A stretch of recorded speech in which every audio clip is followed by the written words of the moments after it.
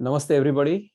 Thank you, Dr. Bela, and thank you, the principal madam, as well as the staff here to invite me for this lecture on environmental sustainability, health, and well-being through lifestyle choices based on scientific principles. You see, after having lived for so many years, I have realized one thing.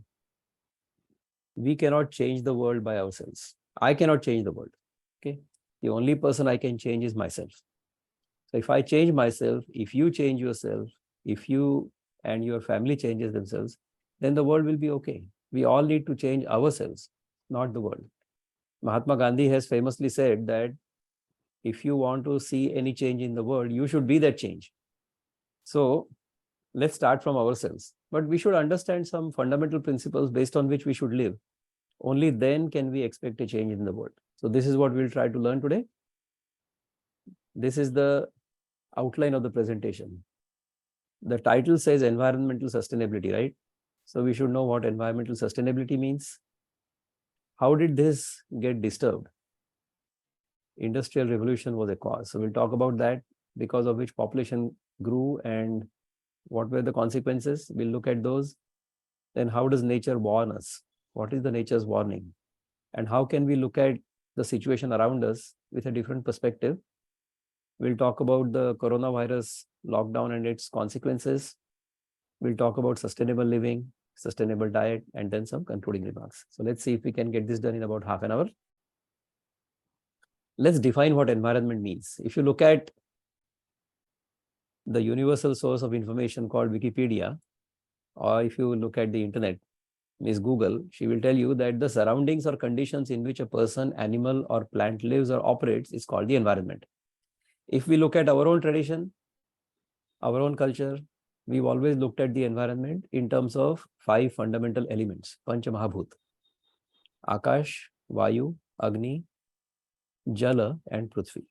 So the space, air, fire or energy, water, and earth. If you look at it from scientific viewpoint, space contains energy and matter could be liquid, solid, or gas. Everybody knows this, right? We are students of science, so we should all understand this thing. I'm going to try to make this presentation so that it is understandable by people who don't have too much scientific background either. So people who do have scientific background, they should bear with me. And people who don't have scientific background, try to listen to it carefully so that you can understand the principles. Okay. So we've talked about what environment means. What does environmental sustainability mean? It means the ability to maintain balance in the planet's natural environment to support the well-being of current and future generations. That is what environmental sustainability means. If we live in a manner today which is going to ruin the environment and future generations will not be able to live as well as we have lived or we are living, then we are not sustainable, correct? Let's also talk about assimilative capacity, which is the ability of the environment or a portion of the environment, like an ecosystem, like a stream or a lake or air mass or soil layer, to carry waste material without adverse effects on the environment or on the users of its resources. That is what assimilative capacity means. Now, pollution will occur only when the assimilative capacity is exceeded. In nature, what happens is there is no such thing as pollution. The product of any biochemical reaction happens to be the raw material for the next biochemical reaction. And this happens continuously. This is called circularity. This happens in nature, or this has been happening in nature since day one. Only since the last 200 or 250 years, since we started producing all kinds of things, the environmental assimilative capacity has been exceeded. So pollution occurs only when the assimilative capacity is exceeded, when the product of any process is not completely utilized by the next process. That's when the pollution occurs. Okay. Let's talk about some fundamental principles of nature. Natural processes are based on laws of physics, chemistry, and biochemistry. You all know this, correct? You're all students of science. Mass and energy balance, energy are conserved. So they are always in balance. You cannot really create anything. You cannot destroy anything. Nature's design is perfect. In nature, there is no imperfection. We have to understand this. So if there is imperfection in our life, then we need to understand that we are going against nature's principles. Only then we will experience imbalance.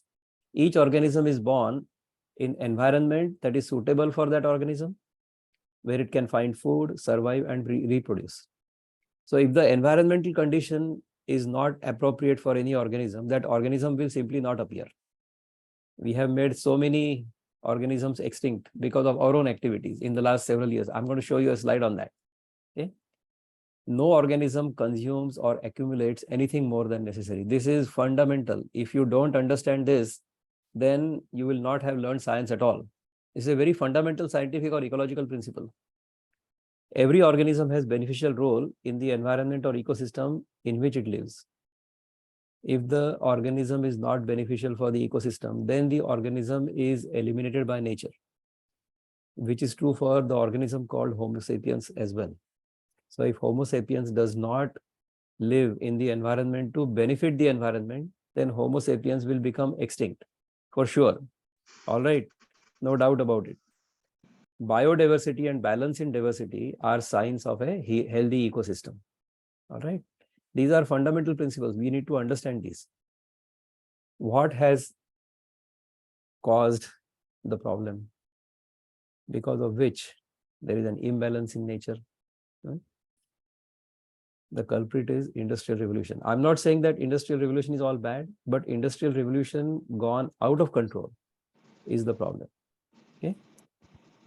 This happened after the steam engine was perfected by Sir James Watt. Just 1 second. If anybody is unmuted, can you please mute yourself? Because then otherwise there is background noise. All right, good. Because of industrial revolution, industrial production increased, and around industries, population grew. Population concentration means urbanization. Okay. What happens because of that?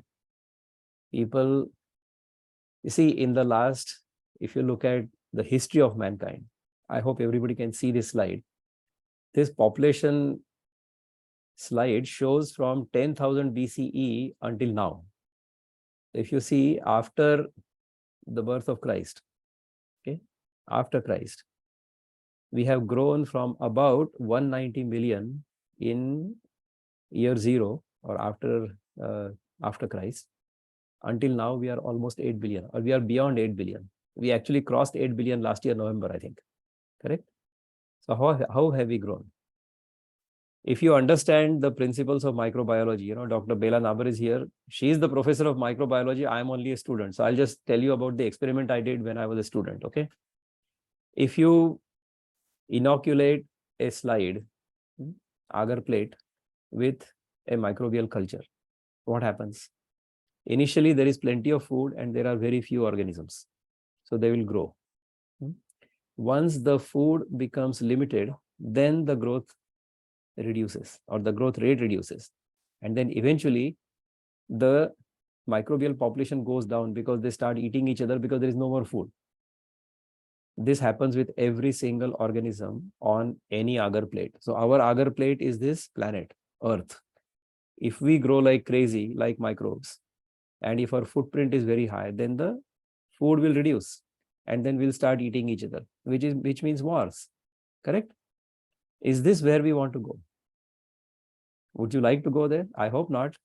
So we'll learn from these principles that we see in nature. If we observe carefully enough, we will learn a lot of things from nature and we will live well.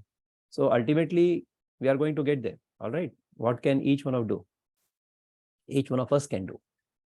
If this population keeps growing forever like this, it could be disastrous. But if we take some precautions, if we live properly, then we can regulate our population and we can also control our environmental resources or use our environmental resources wisely so that we can live well. Because of this excessive population growth, we have mined a lot of carbon from the earth and we have burnt it on the surface, because of which carbon dioxide in the atmosphere has increased, and at the same time, the global atmospheric temperature has also increased. This is called global warming. Most of you know this, Many of you know this, but those who don't know this should understand that if carbon dioxide concentration in the atmosphere increases, then the temperature also goes up, okay, which has happened in the last 150 or 200 years. The sectors that have contributed to this growth or to the increase in temperature, energy supply, buildings, transport, agriculture, industry, all of these activities will contribute to carbon dioxide in the atmosphere, which is why the earth has become warmer. At the same time, carbon dioxide can be absorbed by greenery, by forests. These are our lungs, but we have cut them down because we have to increase agricultural production. So a lot of forest has been cut down for farmland. Also, forests have been cut down for other resources which we get from the forests. Because of which, on the one hand, we are increasing the carbon dioxide emission into the atmosphere. On the other hand, we have reduced the ability of the nature to absorb carbon dioxide. A double whammy. Because we have cut the forests, wildlife has also declined. Since 1970, we have wiped out almost 70% of our wildlife. Is that good? That's not good. We have talked about air, we have talked about wildlife. Let's talk about water. Even the water resources in the world are under stress. Freshwater supplies are under a great stress. In many places, look at our own country, so many places are in the red zone, correct? On the one hand, water resources are limited, and on the other, wastewater generation, when we release wastewater into the environment, this is what happens. This slide happens to be from the US. Such a water body is not only limited to our country, it is universal. If you release nitrogen and phosphorus into natural water bodies, algae will bloom. And this is what the water will look like. Okay. We looked at air, wildlife, water, and now this is soil. Soil has also degraded in many places in the world. So the agricultural production has also decreased. See how we have essentially cut the branch of the tree on which we are sitting. Is this the way to live? Is this the wise way to live? No, this is the foolish way to live. So let's talk about nature's warning. How does nature warn us? The UN Environment Chief, Inger Anderson, has said that nature is sending us a message through coronavirus COVID-19 pandemic. Our continued erosion of wild spaces has brought us uncomfortably close to animals and plants that harbor diseases that can jump to humans. There has been a theory that because of a wet meat market in Wuhan, viruses or the coronavirus jumped from wild animals to humans. Whether that is true or not, we don't know. But because of coronavirus, we suffered and we were shut down. We were locked down for 2 years. About that, there is no doubt, correct? Now, let's look at it from a different perspective. Let's consider the earth as an organism. So this organism has got a fever because its temperature went up from whatever it was to 1.5 degrees higher on an average, correct? Excessive human activity has led to water, air, and land pollution. So what does nature do? It has to fix itself. What it did, it sent the coronavirus onto the entire planet. So from my perspective, coronavirus is not a problem. It's actually the solution that nature has implemented upon itself because of the problem of excessive human activity, excessive human greed. And because of the coronavirus, we were shut down. When we were shut down, which means non-essential activities were stopped, because of which air and water quality dramatically improved. I'm going to show you some pictures. So this is a picture of Delhi. Within a couple of days of lockdown, the air quality in Delhi was awesome. Look at the picture of the India Gate before lockdown and after lockdown. Within about a week of lockdown, air was completely clear. Yamuna water used to be a drain. It now looks like a river within about 10 days. What does this tell us? It tells us that environment is a self-rejuvenating system. Nature is self-rejuvenating. All we need to do is to stop polluting it, correct? This is in Mumbai, our own Amchi Mumbai. When people aren't there, wildlife will roam. This is in China. Look at the air quality on the right side of the picture. 1 year before the lockdown. In February of 2019, this is what the picture was on the left side of the graph, on the left, on the right corner. Here it is. Let me show you. I have the laptop control. So this is how the air quality was before lockdown. After the lockdown, air is completely clear, correct? This is the canal in Venice. I don't know how many of you, I think Dr. Bela has been to Europe recently, so she probably has seen this. In Venice, if there are tourists, the dolphins won't show up. But when there were no tourists during the lockdown, dolphins came back, they reclaimed their place. This is the skyline of Los Angeles.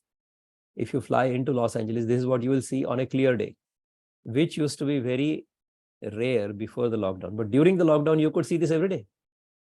So if we do not pollute, then the environment can rejuvenate itself without any problem. This is a scene in Europe. Air pollution sharply falls worldwide on COVID-19 lockdowns. Okay, so what have we learned? We have learned that when human activities are reduced, environmental quality improves. So what is the culprit?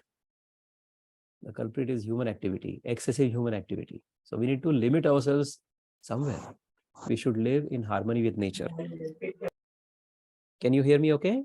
Please don't unmute yourselves as long as we are doing this presentation. Thank you. All right, so how do we live in harmony with nature? Look at some of these things. Respect our symbiotic relationship with Mother Nature. Let us understand this thing very clearly. We are a part of nature. We are not apart from nature.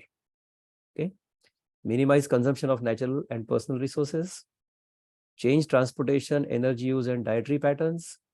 Reduce environmental impact and adhere to sustainable development principles. This is what living in harmony with nature means. And each one of us has to do it in our own lives. We cannot mandate this thing.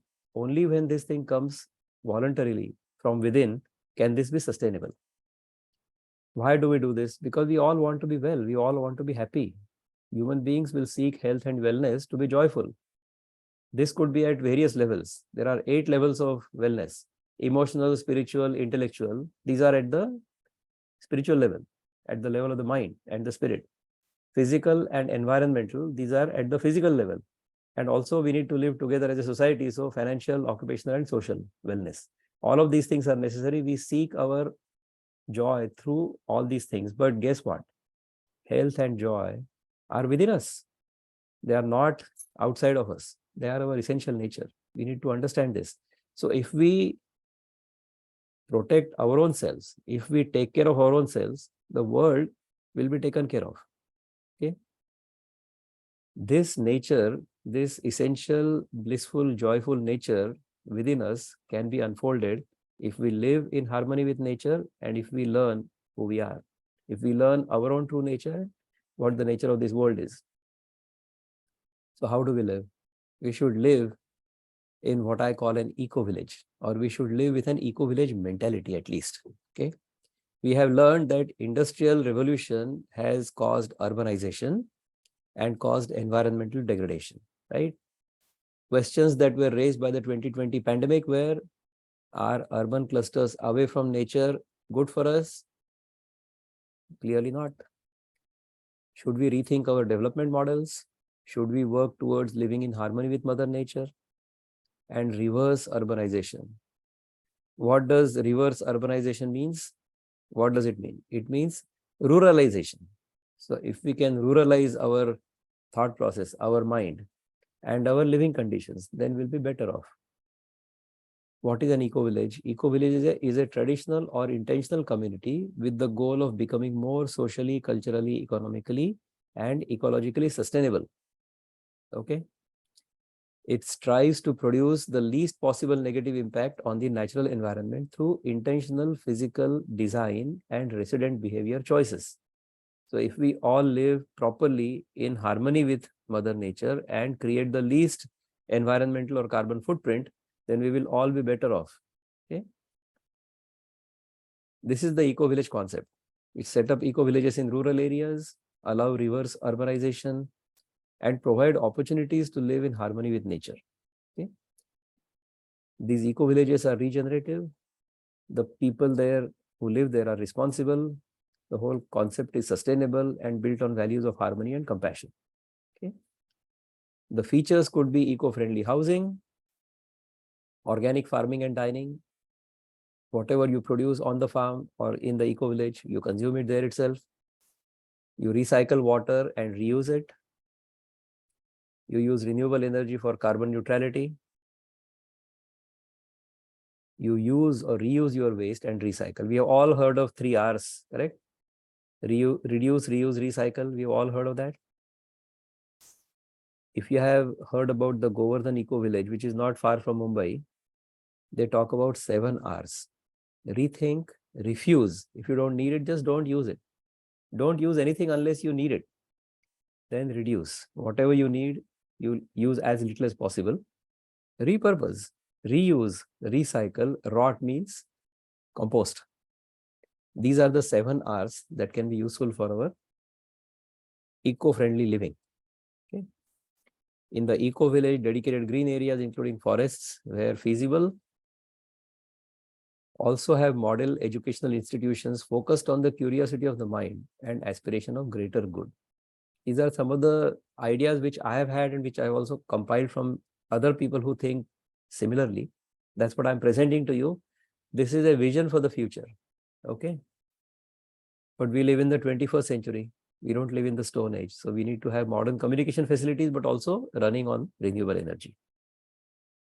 This is a smart enterprise eco village, which I found, which I thought was very interesting. This is made up of land regeneration, housing, green power, farming, local economy, financial inclusion, and culture, all of them put together. We will also have innovation and incubation centers. In fact, when we live in a happy environment, we become creative. So this kind of environment will encourage and sustain innovation, as well as we should have incubation centers in those areas. Okay. We should also have community centers for health, well-being, and cultural, spiritual pursuits, like a community hall. See, right now, because of the weather, we cannot get together. Otherwise, we would have had this whole event in the hall you have at your college, correct? But we are having this virtually. That's why we have a limit of 100 on our Zoom. But we will record this, or we are recording this, and we will post it on YouTube. So don't worry. All right. Now, what can I do personally? Each one of us has to do something, correct? So what we can do is live simply at the need level, not at the want level. I think it was Gandhi again who said, the world has enough resources for everybody's need, but the world doesn't have enough resources for even one man's greed. Okay. So we should not live beyond our need level. We should not hoard unnecessarily. Don't collect things more than necessary. Because each thing we have, which we call mine, there is a bond between me and that thing. The more such bonds we have, the more bound we are. Like the insect gets caught in the cobweb. Okay. Eat well. Okay. You eat to live, but don't live to eat. Many of us live to eat. Many of us will also say, I'm a foodie. What does that mean? I'm living to eat. No. We should eat to live. We should eat well. As much natural food as possible. As much food we get from nature directly without having to process it. I'm going to talk about it. We should exercise regularly, help others as much as possible, and meditate and contemplate, like what we are doing just now. Now let me talk about cooked food versus natural food. No creature except humans will cook their food. Okay.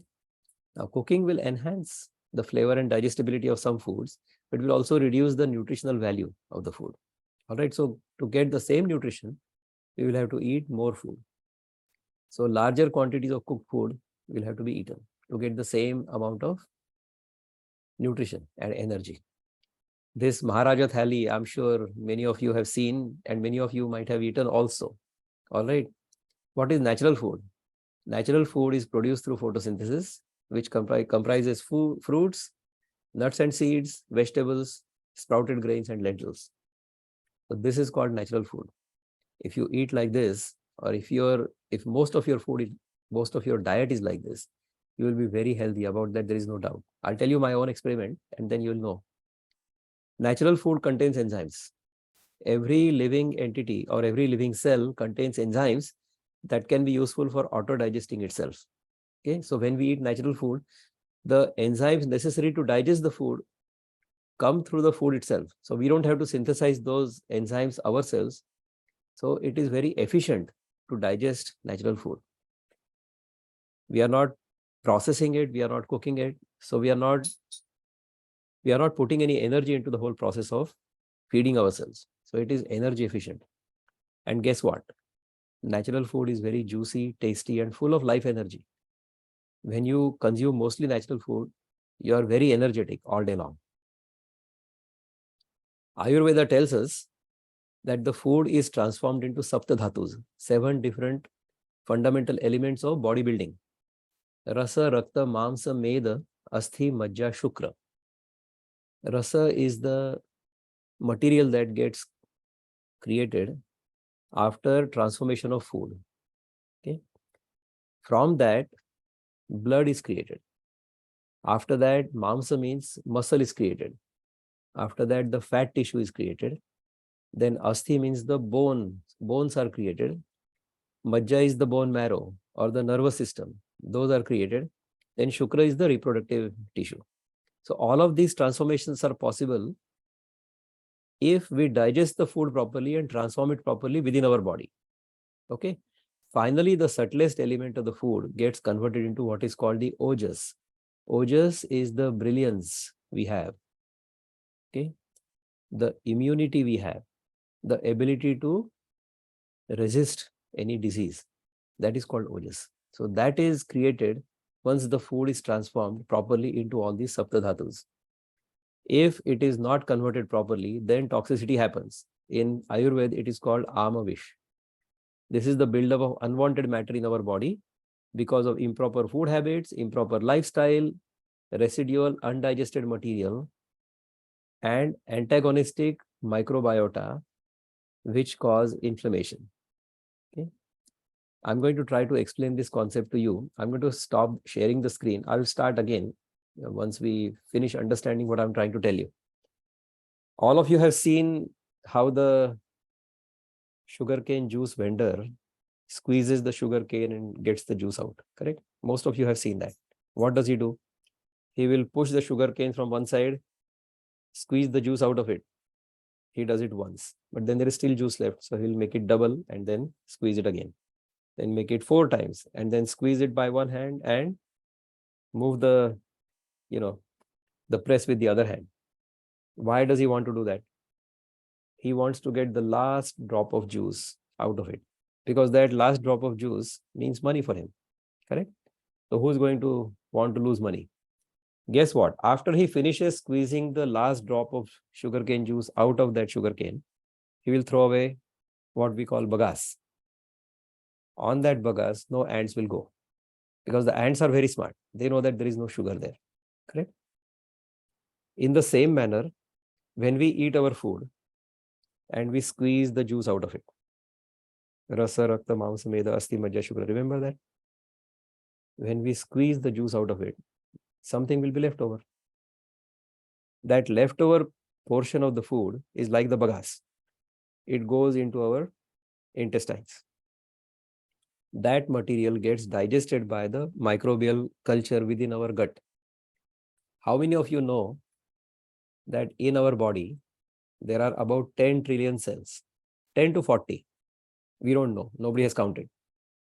But there are anywhere between 10 and 100 trillion microbial cells. Can you imagine? Therefore, whatever we call as me, it's not really me.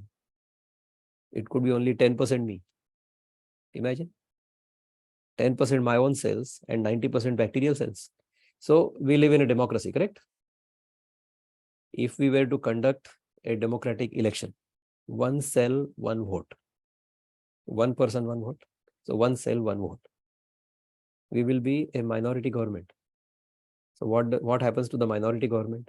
The minority government falls.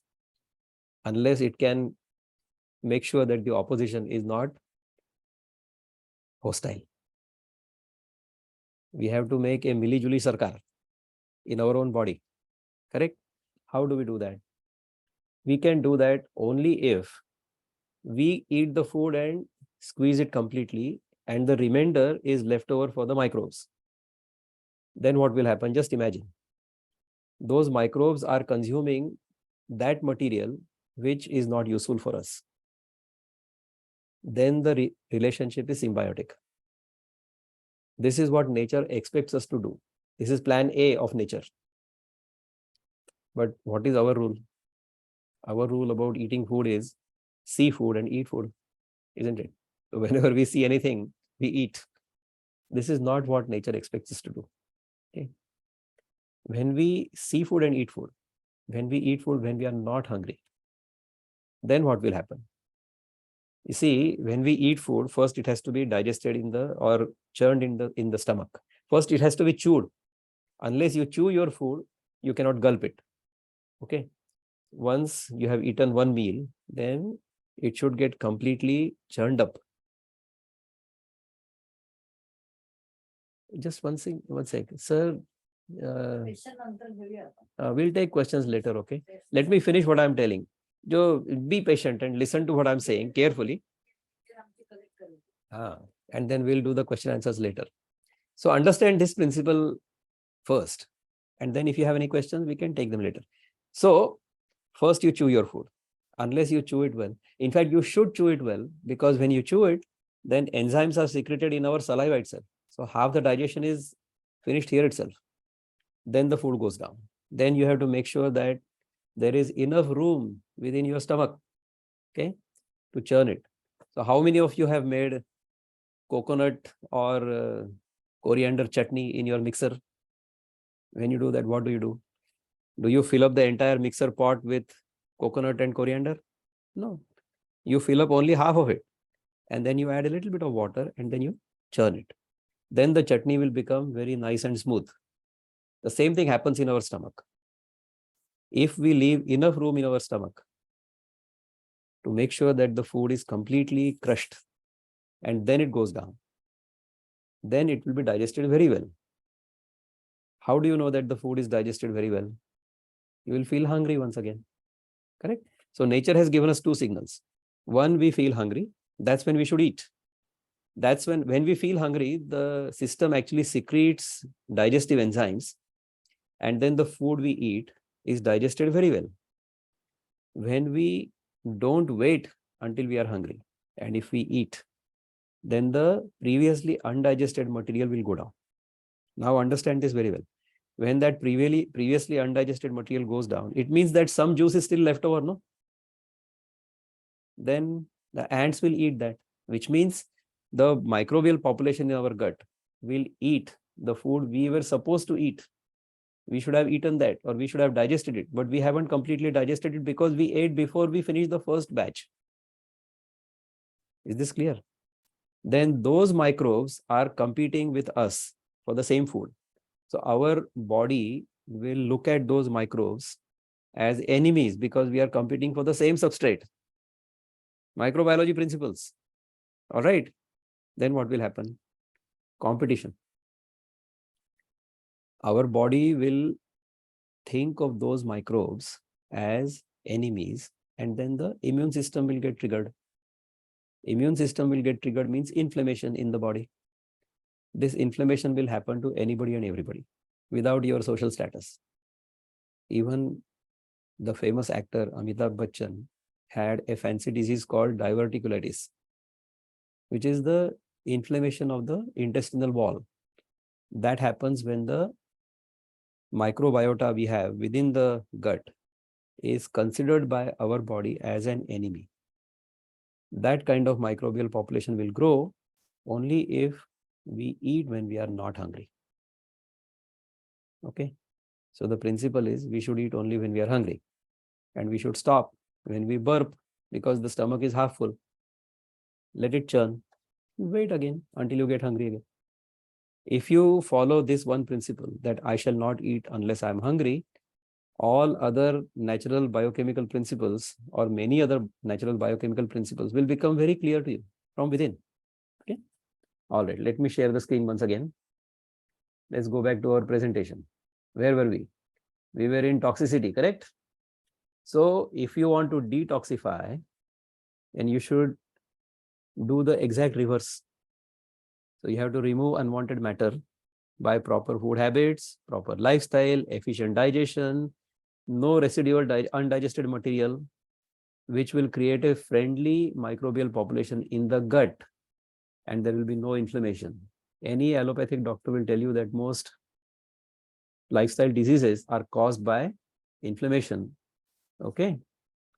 So what should you do? Eating when hungry will mean that you should eat only when you are really hungry and you fast between your meals. So that is called intermittent fasting. What we are used to doing is intermittent eating. Okay, we should do intermittent fasting, which will create symbiotic gut microbes. I've already told you that. Protective environment. These microbes will actually create a protective environment within our gut. So if we accidentally consume a pathogen, that pathogen will be killed by the microbes we have in our gut. It will not even reach the intestinal wall. So our immunity is improved because the immune system is not even triggered. Okay. When you eat without hunger, then antagonistic microbes will be created, immune system will be activated, perpetual inflammation will happen, and lifestyle diseases will happen. Okay, so this is natural law. I'm not telling you something which I have invented. No, this is I have discovered. All right. So what are the health benefits if we live like this? We have a healthy gut microbiome, which we have just now seen. Inflammation is reduced mucus levels, by the way. Today, I happen to have a little bit of cold, but I'm getting over it. It happens once in a while. You may get some sickness, but you will get over it very quickly. Okay. Allergies are reduced. Body flexibility is fantastic. Oral hygiene is very good. Clear and glowing skin happens. You don't have to do much makeup. You don't have to spend time doing much makeup. Body odor is reduced. Diseases are reversed. We have seen many examples of that. Body weight, BMI, blood sugar, cholesterol, blood pressure, heart rate, everything will become normal. Sickness is very rare and recovery is very quick. Immunity is very good. All right. What are the practical advantages of eating mostly natural food? Food requirement is lower, therefore waste generation is lower.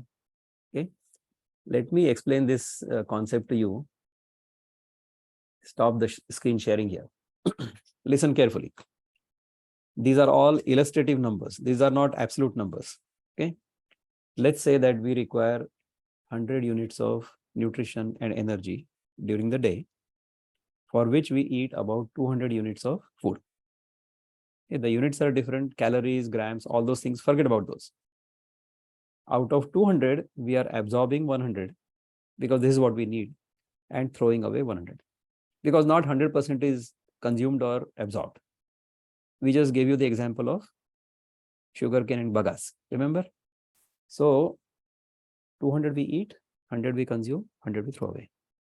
Now we process this 200 in some way, either cook it or fry it or do whatever. Then what will happen? The 100 units of nutrition and energy will reduce. Let's assume it goes down to 50. Assume. These are all illustrative numbers. These are not real.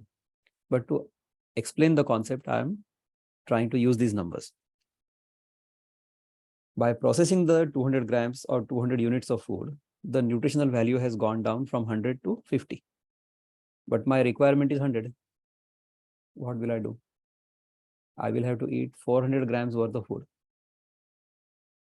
because that 200 contain only 50 grams or 50 units worth of nutrition and energy. Now what is the mathematics? Initially it was 200, 100 consumed, 100 thrown away. Now it is 400 consumed, only 100 utilized and 300 thrown away. What does this mean? It means that earlier I was creating only 100 units of garbage. Now I'm creating 300 units of garbage.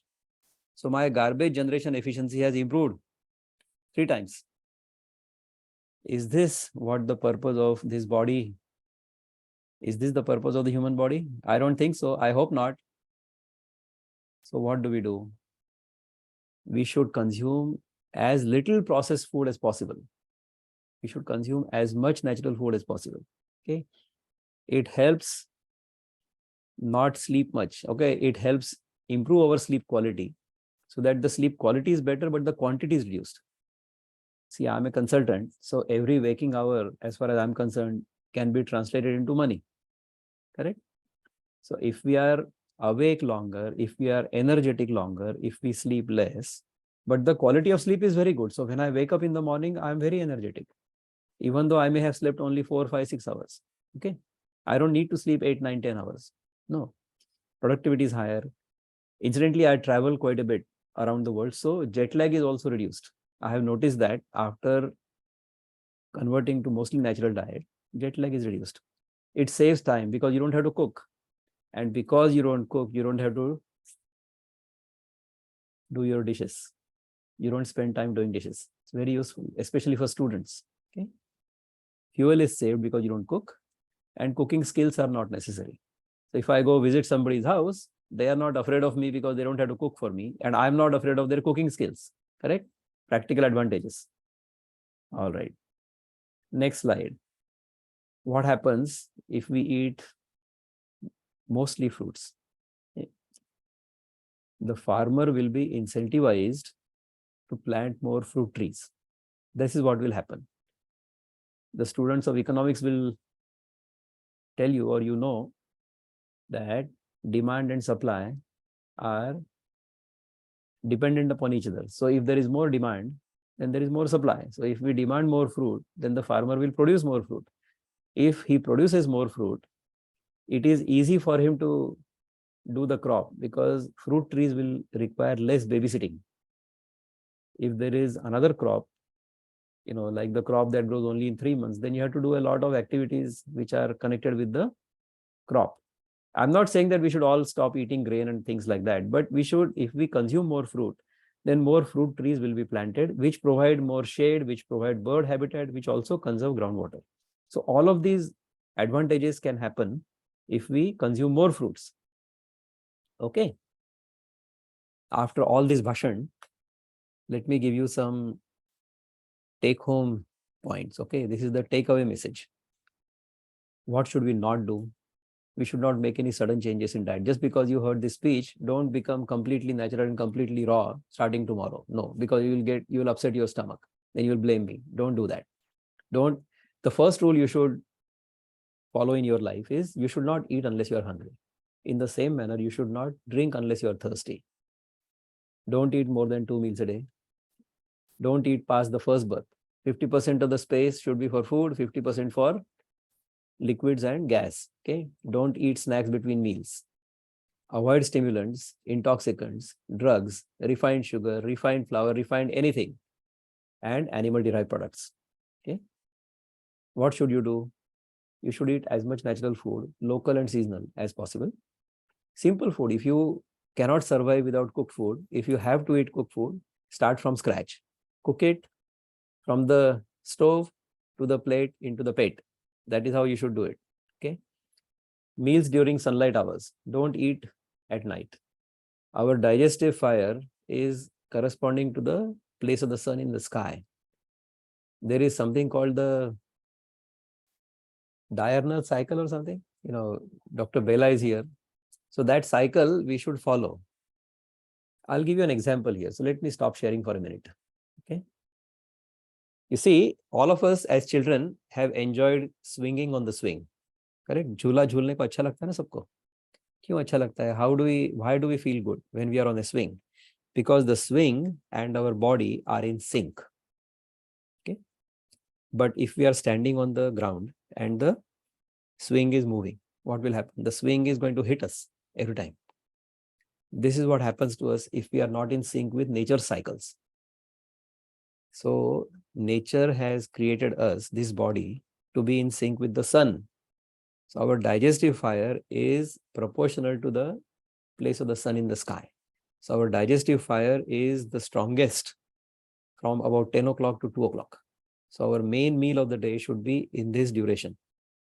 Ideally, if you eat around say 10 or 11 in the morning, and if you eat only one meal during that window, you will not get sick at all. I can tell you that. You eat within 1 hour and 23 hours a day you do fast. I'm not saying that you should do that. I have done that experiment. That's why I'm telling you that. And it works beautifully. All right. All right, let's move forward with the presentation. It's almost coming to an end, so don't worry. It won't last too long. Regular routine of work, exercise, meal times, recreation, and rest. In the Bhagavad Gita, Bhagavan says, Yuktahara viharasya, yukta cheshtasya karmasu, yukta swapnava bodhasya, yogo bhavati dukkha. So if you want to be completely free of sorrow, and if you want to be healthy, you should have regulation in your life. Your life should be regulated. Okay, sleep before 10 p.m. Can you do that?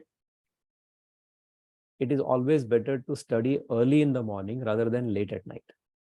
This I'm telling you from experience. All right. You should do regular exercise. If you don't like exercise, go do some sport. If you like cricket, play cricket. If you like football, play football, hockey, table tennis, badminton, whatever you like, you play. Don't play cards and carom. Okay. That is not exercise. That is good for entertainment every now and then. That's fine. Okay. What's the next? I personally do Surya Namaskar. Okay. I can do 40, 50, 60 Surya Namaskar at a time, even today. Okay. I may or may not do them every day, but they are a great exercise. It keeps our spine as well as, it keeps our spine flexible as well as strong. Let me show you an example of a good friend. He's like a brother to me. By following natural diet and intermittent fasting, he has lost many things, including weight, inches from waist, acidity, snoring, urge to consume alcohol. He used to drink, but he said, after going on a natural diet, I've lost the urge to drink, which is wonderful. Okay, he has reversed his heart ailment to a great extent. After showing his example, I'm going to show you my own example. About 6 years ago, this is what my body used to be. Okay, khate pite ghar ka aadmi tha ye. In about 6 weeks, I started feeling very good when I started purifying my diet. In about 3 months, I went down from about 80 kilograms to 70 or 72 kilos, which felt very good. So I said, okay, now let me do this experiment, take this experiment to its natural conclusion. I'm going to be completely natural for the next 2 weeks. Guess what? I didn't have to wait for 2 weeks. Within 10 days, my face changed. There was a different glow on the face completely. And in another 3 or 4 weeks, the complete personality changed. And since then, I have been mostly natural. For that whole year, 2018, I was 100% natural. I was eating only natural food. Whenever I felt hungry, I ate natural food. Initially, I was feeling hungry 3, 4, 5 times a day. I used to eat only natural food. Then gradually, the hunger level went down. Okay, so I ate fewer times a day. And I ultimately went down to 1 meal a day, completely natural. And I felt awesome. I haven't felt better in my life than when I felt when I was on 1 meal, completely natural a day. I don't do that all the time because for social reasons, you have to eat cooked food. When you go visit people, they will insist, and then you eat as much as you can digest properly. But when you eat mostly natural food, you don't have to even brush your teeth. Your oral hygiene is so good. There is no mucus level at all. It's all wonderful. Because of that, what happens? You see, we are all scientists. One of my scientist friends in USA says that, Vikram, in God we trust, but everybody else must present data. So here is the data. Initially, my waist was not a waist. It was not a kamar. It was a kamra, 36 inches. It has gone down to 31 inches. So from Ravi Shastri to Virat Kohli. All right. Weight went down from 80 kilos to 68 kilos. Blood pressure went down from 130/90, which is slightly higher than what people recommend, down to 100/70. 70/80, it's all always normal. Blood pressure is normal. Post-meal blood sugar, once I had found it to be 150 plus, which they say as pre-diabetic. So they said, no, your father has diabetes, you are going to get diabetes. You see, what disease we will get depends upon heredity, depends upon genetics. But whether we will get disease or not depends upon us. Okay, so if we live a proper lifestyle, then there will be no disease. Cholesterol levels were high, they have come down. Now look at this. This is real magic. At this age also, these asanas are possible. Okay, look at the flexibility. So when I bend down, my hands don't touch, my entire palms will touch the floor. Okay. Concluding remarks, industrial revolution has brought many modern conveniences, but environmental quality has gradually degraded. Pandemic is a wake-up call, or was a wake-up call. It was serious, but not necessarily all bad. Okay? It taught us some lessons. It taught us to change our perspective, how we can rethink our settlement models, how we can live in harmony with nature and be happy.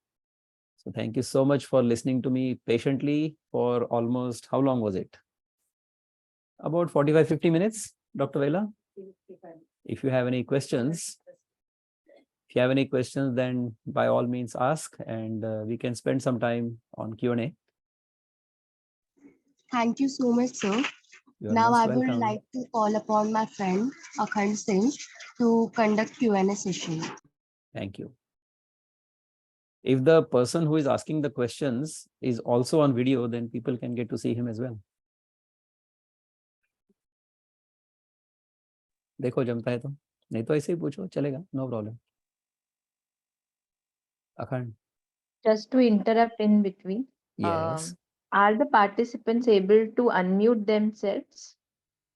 Let me Sumit? see. Okay, ma'am. Okay. Yeah, But let them unmute and only ask. one unmute at a time, okay?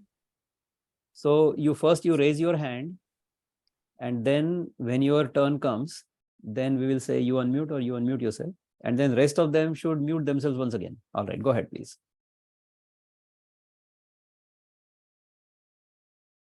Yeah, Question sir. number 1.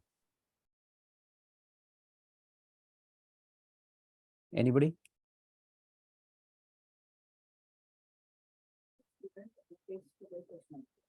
No problem.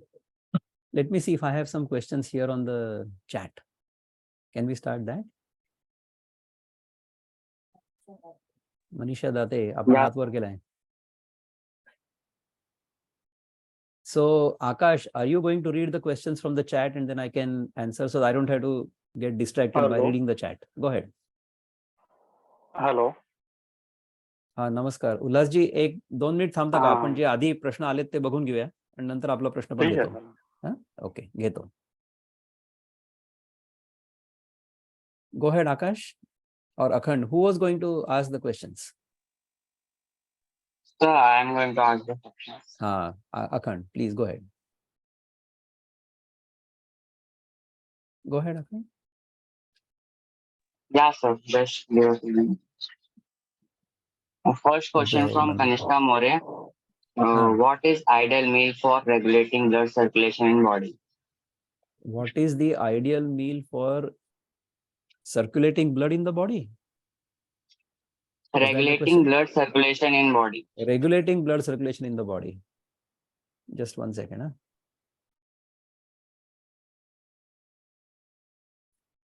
Okay, see, blood circulation in the body depends upon the blood not becoming thick or clotted. That is what happens, right? So if you want to make sure that the blood remains thin, it doesn't clot, then you should not eat things that will create those blood clots. Cholesterol is a culprit, right? In my experience, if you eat natural food, then blood cholesterol is not created, or blood cholesterol is regulated, and there are no deposits within the arteries and things like that. So if you eat mostly natural food, what is seasonal and local, don't try to eat something fancy. Whatever, see, when you go to the market, find out what is cheap. Why is it cheap? It is cheap because it is growing plentifully during that season. So nature is encouraging us to eat that thing in plenty because it is producing it in plenty. That is the Ayurvedic principle also. You should eat seasonal stuff. I would say 50% of our diet, 50% of the food we eat every day should be local seasonal fruits. If you eat like that, then you'll be very well off. Next. Yeah. Next question from Bhuneshwari ma'am. Please guide us on that. What would be an ideal nature meal? Would it comprise of a mixture of vegetable and fruits, or should it be only fruit or vegetable at any one time? Okay, so you should not do this suddenly. All right. Ideal meal is full of carbohydrates, proteins, fats, and minerals. These are the four main ingredients of, according to modern science, correct? So when you eat natural food, your carbohydrates come from the fruits. Your fats will come from the seeds and nuts. Minerals will also come from fruits as well as nuts. And proteins will also come from nuts. Do you know that peanuts or groundnuts contain almost as much protein as moong dal? So I love soaked peanuts. You soak the peanuts overnight, and in the morning you eat them. They taste very sweet. They're very good. Yes. And Yeah, the so rule is, ne- I'll just one sec, Akhand. To complete the answer to that question, she was asking me, should we eat only once a day? No, no, no. We should eat as many times as we are hungry. Okay. So if you are doing a lot of physical activity, if your body type is pitta, then you will get more hungry more often. So you should eat more often, no problem. But if your body type is kapha, according to Ayurveda, then you will not get that hungry. So then you should eat fewer times a day. If you want to reduce body weight, you have to eat fewer times a day. If you want to reverse diabetes, you have to eat fewer times a day. Have you heard of Dr. Jagannath Dikshit? He talks about twice a day. Okay. So our principle is also the same. We say that you should eat only as many times as you need. Dr. Jagannath Dikshit himself says that the program we run is a step beyond what he does. What he has designed is for general population, which most people can follow. But those who are even more serious will take the next step, and we'll do the program that we encourage people to do. So if you want to learn more about that program, by all means, contact me. Dr. Bela, your professor, has my number, WhatsApp number. You are welcome to connect with me. I'm also on LinkedIn, Facebook, and all that. So most welcome to connect with me on that. Go ahead. Next question, please. okay, so next question from Rasika ma'am. Plan share the meal menu and plan during the transformation process started in 2017. That's a good question. You see, the meal plan differs from person to person. And what I would encourage you to do is to connect with me, and I'll talk to you separately, because I will need to understand where you are right now. And then we can design that plan. Akhand, I'm going to request you to let Ulhasji speak here, Ulhas Pedamkar. He has been raising his hand, and I know he's at work, so he may be in a rush to go back to his work. So why don't we let him ask his question, and then we'll come back to the questions on our chat. So Ulhas can unmute, please. Ulhas, are you ready to ask your question? Go ahead. You can ask in Hindi or Marathi. I'll translate that in English. No problem. You have to unmute. Go ahead, please. You got muted once again. Go ahead. Yeah. Now, can you hear me? Yes. Go ahead, please. Yeah. I want to know your experience on diabetes when the person suffering with the gangrene. Does this natural diet reverse back the problems all with the gangrenes and diabetes? Okay. This is my first question. And so let me answer that question first. So one question at a time, because otherwise I'll forget the first question. So gangrene will happen when diabetes has gone too far. Okay. So hopefully the person who has diabetes or who is suspecting of diabetes will not continue that far. He will try to reverse diabetes in the beginning itself. For gangrene, I'm not sure whether we should wait until that long before we switch to a natural diet. Whatever we need to do, we should do at any given time. But to reverse or to prevent diabetes, we should try to switch to natural diet much before that. I'm not completely sure. We should talk about this separately. So I'll send you a link to set up an appointment to talk to me and to my team also. By all means, we should do that. Second, what was the second question?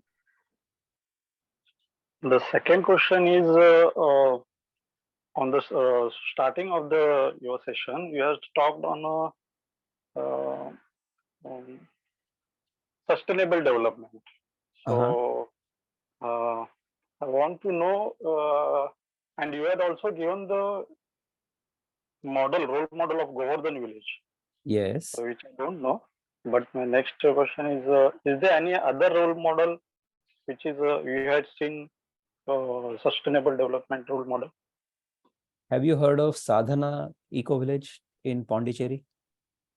You should go to Sadhana forest. It is actually a forest, and people live in that forest. It's a beautiful thing. Not everybody can live like that. Not everybody has the mentality or the mindset to live in that manner. But these are, and there are other eco villages also within our country. If you search for eco villages, there will be some. There is one other eco village that is planned between Chennai and Pondicherry also. I forget the name of it, but there are eco villages like that. And there are eco villages all over the world also. So check out those. If we live like that, then we would live very well. We would enjoy our life in close proximity to nature, and we'll be happy and healthy. So thank you, Ullas, for asking Okay, these two thank you. questions. You're most welcome. Thank you. Now Thank let's see if other questions are there. Akhand, let's go back to the questions from the Yeah, audience. sir. Yeah, sir. Next question from Krishna Nair. Uh-huh. What comprises, next question from Krishna Nair. What comprises the one meal a day you find effective? See, in my case, if I'm eating only one meal a day, depending upon how much energy I require that day or what kind of physical activity I'm going to be doing that day, I eat nuts, soaked nuts. Sometimes I'll eat roasted nuts, seeds, and I eat plenty of fruits and some vegetables. Whatever vegetables can be eaten raw. Don't try to eat Karela raw. Don't try to eat dudhi raw. Okay. If you eat dudhi or gourd, the bottle gourd or the ash gourd. Ash gourd can be eaten raw, by the way. You can also eat dudhi raw, but don't overdo it. You should eat only as much as you can digest. Food will have to be treated by what is called Agni principle for transformation. So if the Agni within the body is not strong enough, then we have to provide external Agni. So if you are not able to digest natural food, fruits you can digest. Fruits are pre-digested. Fruits are digestible by anybody and everybody. In fact, when people get sick or people are not feeling well, then we are advised fruit diet. So fruits are very good. So they will provide you the carbohydrates. Vegetables, I eat salads like any kind of greens and cucumbers, carrots, but not everything is suitable in every season. So I cannot give you general guidelines. So general guidelines for everybody, they have to be specific. That's the reason we run the online lifestyle management program, diet purification program, so that people can participate and learn about these things, what are good for them. Thank you. Thank you, sir. Next question from Renu ma'am. If one is hungry but doesn't eat on time, how can one compensate as most students do it? Okay, good. See, most of us who are on this call, I'm sure most of us are very well fed. None of us is suffering from malnutrition. Okay. Most of us have enough to eat. Most of us have good choices to eat also. All right. Now, if we do not eat, even when we are hungry, the body is not going to stop metabolizing, right? So those of who are married, the faculty members who are married, who have young children, sometimes if they go out and the kids are at home, but the kids get hungry, are the kids going to remain hungry until the parents come back? No. They will go and search for anything and everything that's in the kitchen. They will open up all the boxes and try to find out what is there, what has mother kept in those boxes. So they'll eat whatever they find. Okay. Now, what does the body do in this case? The body is like that child, but the body is more intelligent than the child.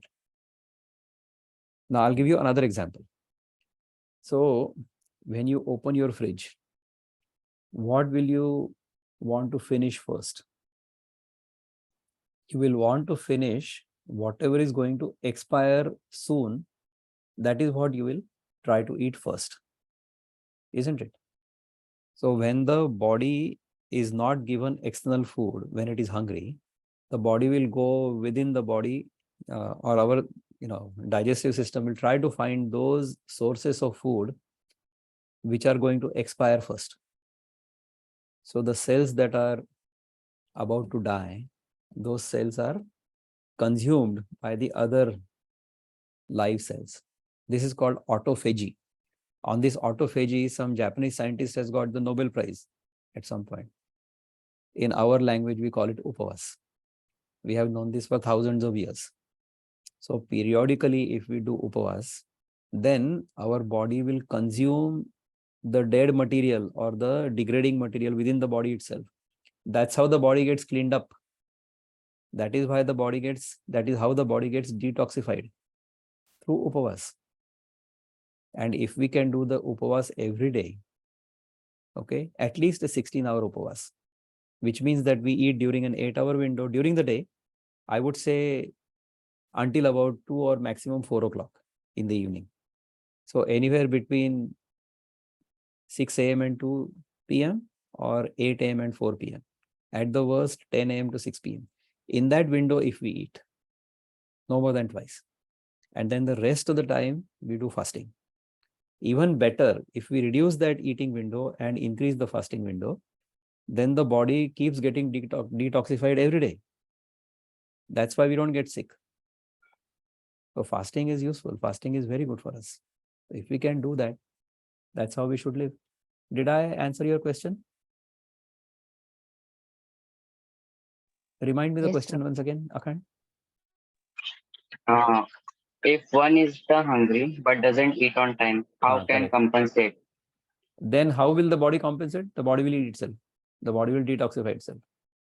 That's how it will be compensated. And then, if you don't eat one meal, you're not going to die.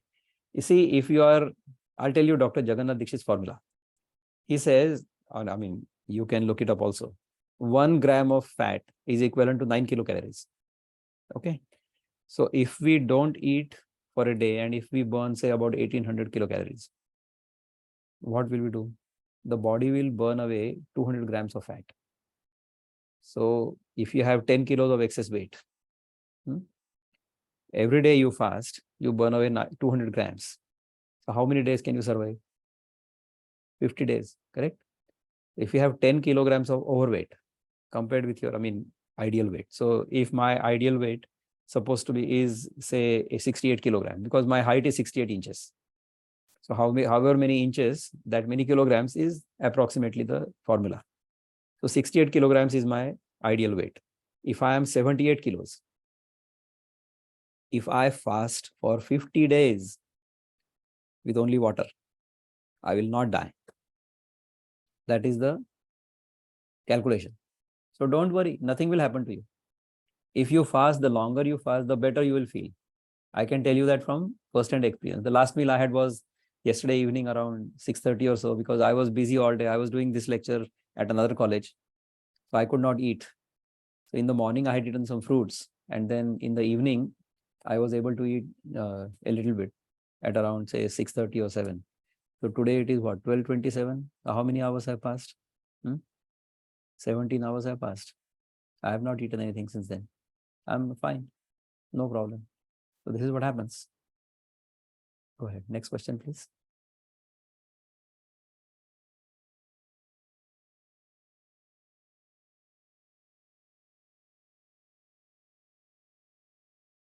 If there are no more questions, then I should thank the faculty, the principal. But what if we Go ahead. Sorry. but what if we concentrate to not produce waste or minimize waste? Example, buy household things from near vendor like milk from the Goshala on dairy they are given in our hospital, not from packed Amul, other all rice, wheat, sugar, many other in cloth sacks. And try to minimize the packed food, Maggie, biscuits, drink, juice, chips, tomato sauce, jam, and many. And eat traditional homemade potato wafers, tomato chutney, fruit juice, Amras, homemade sevayas, and many. It is totally healthy as well as environmental friendly. Okay, all Thank of you. these great points. If you had heard the lecture properly, then you would have noticed that I was telling you not to eat anything processed anyway. All right. So if we eat home prepared or home cooked food, not consume things that we get from the market pre-prepared, then we are better off. If you had also noticed that I said reduce the amount of animal derived food, which means milk also. So milk is necessary for every mammal for a certain age from its own mother. Milk is not necessary for any mammal after a certain age from somebody else's mother. No. So milk is necessary for us only until a certain age from our own mother, not from another animal. Go ahead. Next. Okay. Next question from Asif. Sir, can you please guide a good diet for a weight gain? For weight gain, for weight gain, you should eat when you are hungry. You should eat freshly cooked food. You should eat lots of nuts and seeds and fat. You should exercise also, so you'll get more hungry. You'll increase weight, no problem. Eat more often. Eat good quality food. Enjoy eating if you want to increase weight. Most people have the reverse problem. Yeah, thank you, sir. Next You're question most from welcome. Kushbu Sippiki. Yeah. Most of the students have a problem is that the migraine become more worse and day by day. So how to overcome from this problem? Yeah, migraine will go away with natural diet. About that, I'm completely sure. We have so many examples. Our chief dietitian, the chief nutritionist who works with us, my sister Shweta Chikle, she will tell you she had migraines herself. So you should connect with me separately. We should talk about this. It will be great to talk to each one of you. And we can set up a time to talk, no problem. We do a free consultation with people to understand where they are and whether this diet purification program will be beneficial for them or not. By all means, connect with me separately. Next. Yeah, so next question from Bhavani. How we can increase hemoglobin level in the body naturally throughout diet? Great. Hemoglobin level will also increase with natural diet. You should talk to, as I said, our chief nutritionist is Shweta Chikle. She is a certified diabetes educator and her hemoglobin level increase without medicine also. It happens.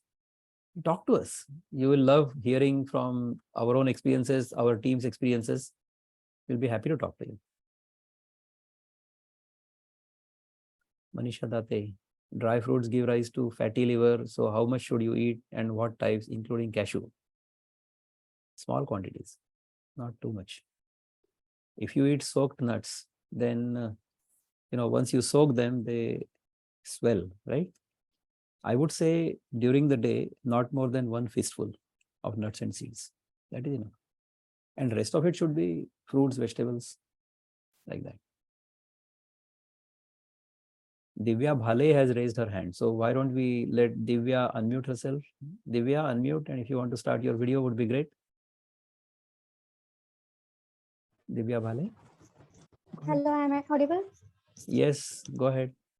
Sir मुझे ये सवाल पूछना था कि आपने बोलते वक्त बोला कि हर इंसान का अलग अलग गुणधर्म होता है जैसे कफ पित्ता वात और हर फूड का भी अलग अलग गुणधर्म होता है कफ पित्ता वात तो हम कैसे पता करें कि क्या खाने से हमारा पित्ता बढ़ेगा कम होगा हमारा और उस फूड का गुणधर्म कैसे जाने और कैसे उसको डील करें उसको तो पुस्तक में लिखा हुआ है ना आयुर्वेद के पुस्तक में लिखा हुआ है कि कौन सी वस्तु खाने से पित्त बढ़ेगा या कफ बढ़ेगा या वात बढ़ेगा हम लोग जब हमारे भूख के हिसाब से खाते हैं ना तो ये तीनों बैलेंस में रहते हैं हमेशा ये सब देखो नेचुरल फूड खाने से ये पित्त प्रकृति के लोगों के लिए सूट करता है लेकिन बाकी लोगों के लिए ये सूट नहीं करता है ऐसा कहते हैं ओके पर जब हम हमारे भूख के हिसाब से खाते हैं ना when we eat according to our hunger then these things get balanced automatically so don't worry too much about it at your age it should not be a big concern Eat when you are hungry. Eat mostly natural food. Eat mostly local seasonal food. You'll be fine. Okay, thank you, sir. You're welcome. Kanishka, do you Yeah, want to sir. follow? Next Go ahead. question from Kanishka Mode. Diet for good hair health. Good hair. I cannot be advertising that because I don't have much hair, right? But whatever hair I do have, it has good luster and all that. If you eat mostly natural food, if you have seeds, various types of seeds, sesame seeds, chia seeds, sunflower seeds, linseed seeds, what is it called? Flax seeds. Those are all seeds are very good. They help you. Plus, when you eat fresh fruits, vegetables, and all that, they'll give you all the essential nutrients for your hair. Hair loss goes away.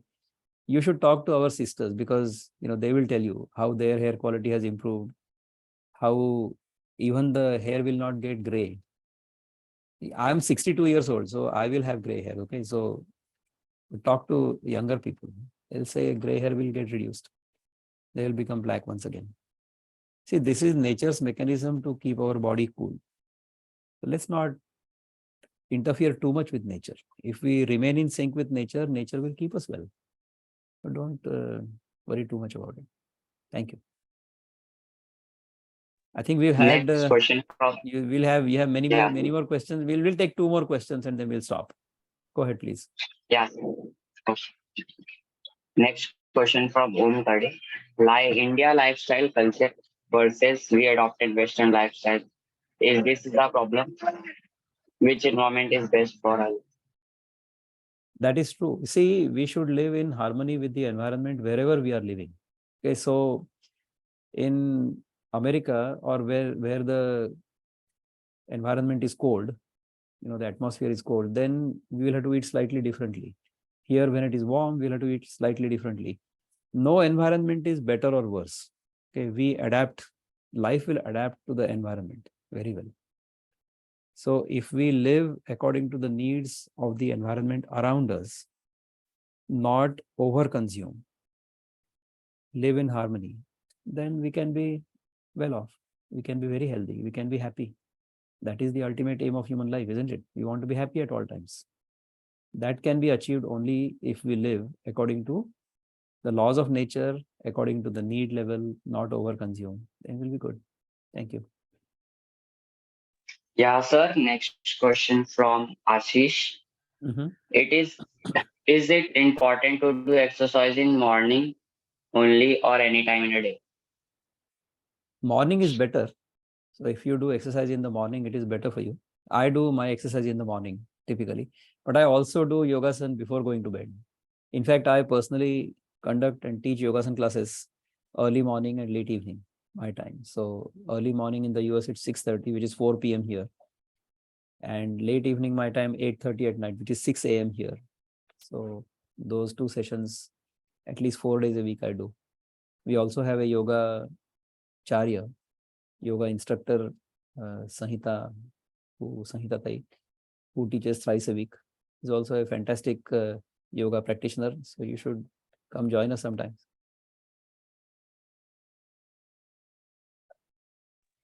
Thank you, sir. You're most welcome.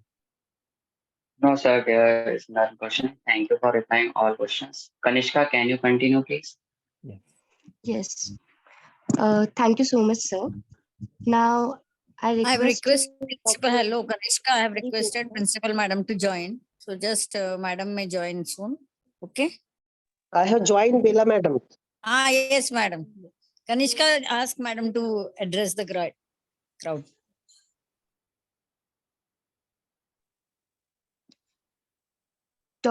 Principal Madam, Dr. Manju Lalwani Pathak Madam, please address the crowd. So good morning, everyone.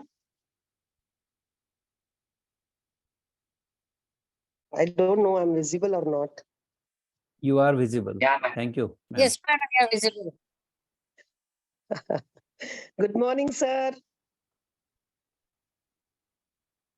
Namaste. Namaste, sir. So good morning to everyone. I'm In fact, good afternoon to everyone. Today's resource person, Dr. Vikram, head of the department, Microbiology, Dr. Bela Nabar,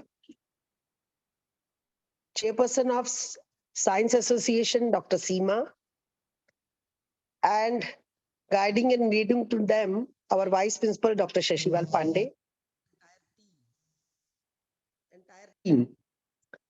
You see, it was surprise for me that suddenly program, which was on offline and became online. And in fact, I was very glad to have such new technology. It was earlier also had, but COVID has taught us many things, and COVID has gone.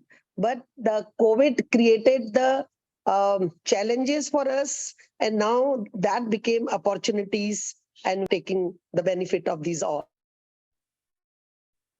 So, dear sir, thank you so much to accept our invitation, and the lecture which you delivered, definitely my staff and students have been benefited. Your insights are definitely going to help us in a daily life. The way I can see the brochure, the topic which is selected by the association and department is something amazing for me, because it is related to the daily life. So in routine, when we will start practicing what you are suggesting, we are going to have lots of benefit, and the long-term benefit nobody can imagine. So I think this is a wonderful topic, and very relevant speaker is invited by Microbiology thoughtfully in association with the Science Association. So, sir, it is privilege for us and I was actually thrilled to see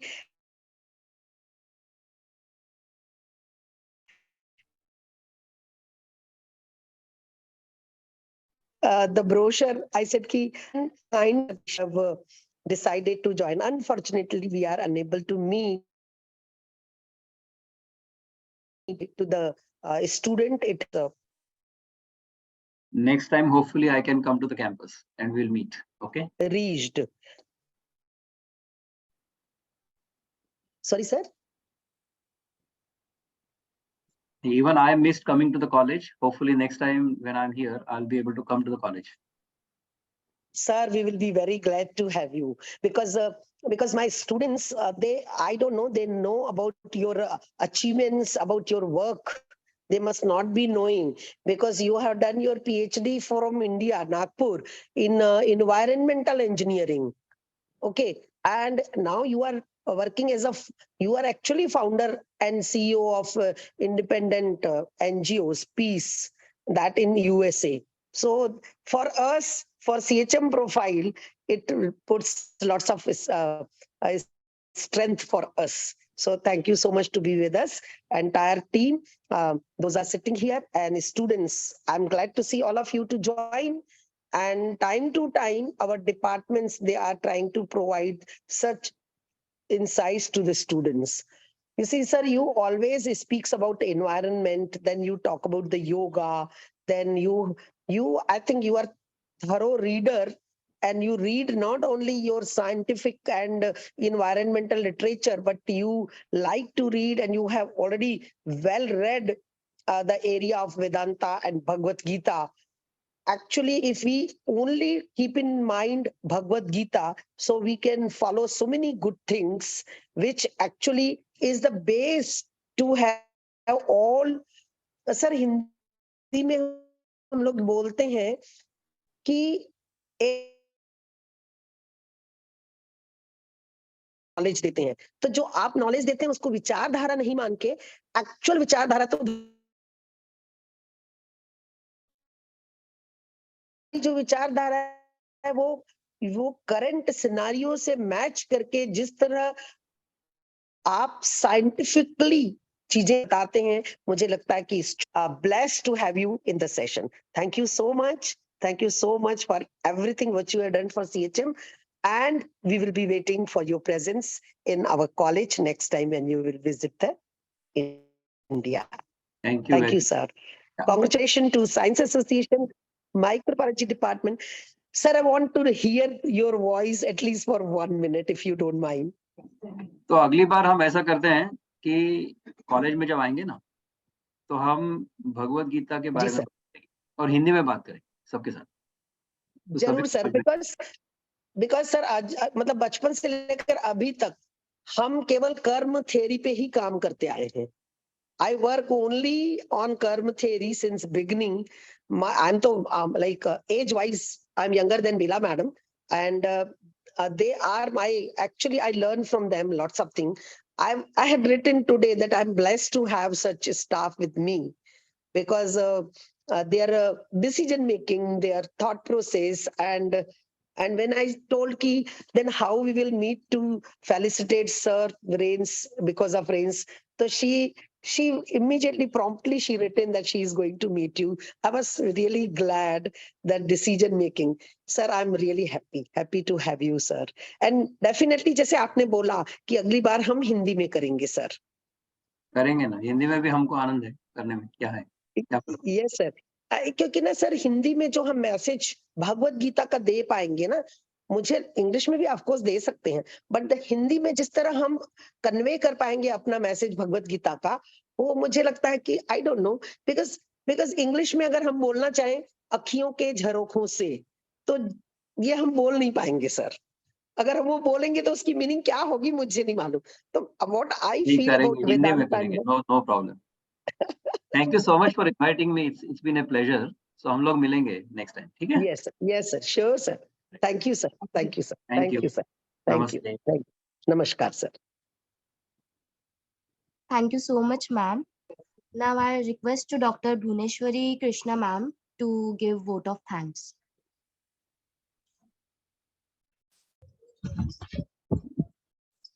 Very good afternoon to everyone here, and it's an honor and privilege for me to propose the vote of thanks. Bhuneshwari. Yes, ma'am. Just I'm saying sorry to sir that I couldn't join in beginning because sir 12th exams are going on in our college, and due to rains there was some warning to open the dam, so I was in the commissioner's office to discuss to stop the opening of dam, so I couldn't join in the morning. So just say sorry from my side to the audience also, please. It's a pleasure to have you, madam. You found time and shared your wise words with us. Thank you so much. Yeah, to begin with, I would like to thank Dr. Vikram Pattarkine for having been kind enough to share his valuable time and his knowledge on this topic. This topic has been very apt for the current generation, and the simple yet profound message that he delivered to us today morning on a holiday that the government declared is really going to be useful. And the presence of so many students and so many questions in the question and answer session shows how effective the talk was. I also would like to thank the HSNC board and our honorable principal madam, Dr. Manju Lalwani Pathak, to have given us the support and the guidance and the permission to conduct this session on an online mode, although there was government holiday, and yet we went ahead with this. So we are very glad and thankful to you, madam. I would like to also thank Dr. Sashibal Pandey sir, Vice Principal for Science and overall in charge for Science Association, for having been with us to conduct this program smoothly. Thanks are due to the IQAC coordinator,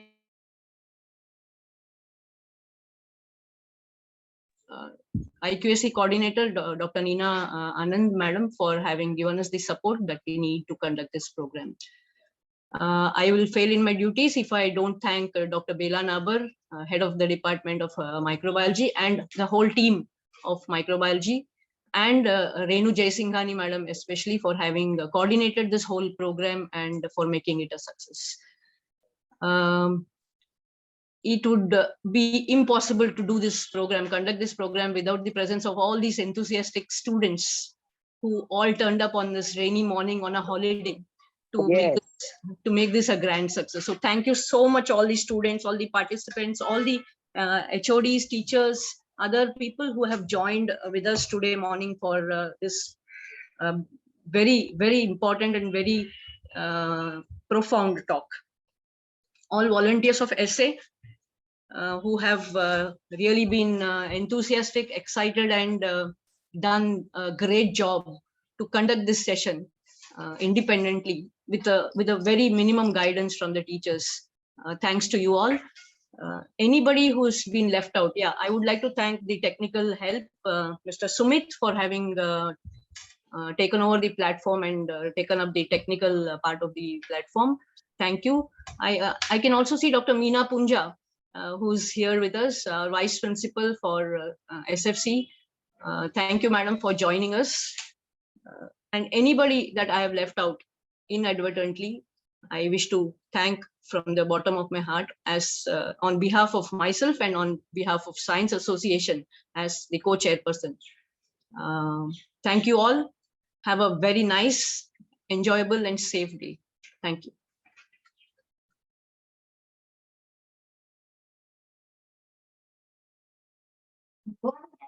Photograph. Hello. Hi. Hello. Bhuneshwari, can we on the video and we can take a photograph? You want me to take a photograph? Yeah, Yes. let everybody on the video. Yeah. Please switch on the videos, all of you, please. Great crowd. Great enthusiasm. Screenshot. All of you, please switch on the videos.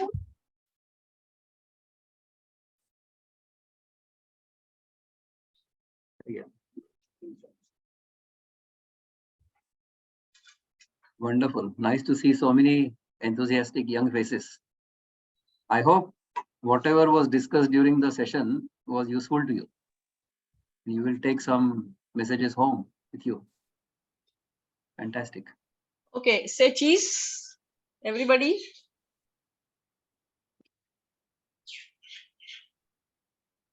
Great. Just hang on, huh? Hang on. I will just open the other screen also. Okay, I can't see many videos on, so all the videos on are here. One more shot. I will also take a photograph using my Screenshot. Yeah, screenshot. Yeah.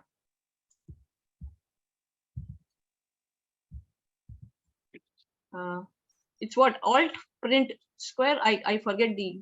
I Print can't. screen. Sorry. Print screen. Control and print screen. Control. Yeah, control. Control and No, print it's screen. not happening. That's what I did in the starting.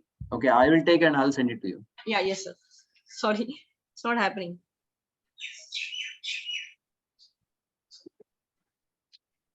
Okay. Thank Great. you. You're most welcome. Thank you. Thank you, sir. Yeah. Dr. Shashival Pandey and Dr. Meena Punja, I'm going to call you. So please pick up the phone. There is one important work. I'm in the college. I have to discuss something with